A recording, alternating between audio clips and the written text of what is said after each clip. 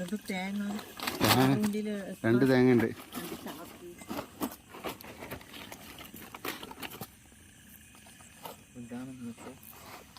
ഇന്നത്തെ കോട്ട അതൊന്നുണ്ട് അവിടെ. അതാ തേങ്ങ മാറ്റി മൊയ്യ് വലിപ്പുണ്ട്.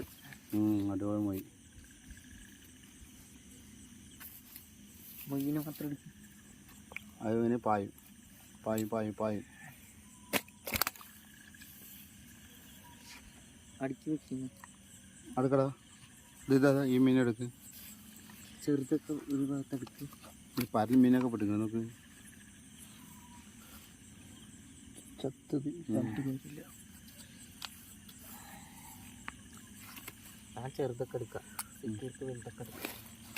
അത് ആ ചാക്ക് നല്ല ചാക്കാണ്. ആ ചാക്ക് എടുക്ക്. ചാക്ക് നല്ല തന്നെ മാറ്റി.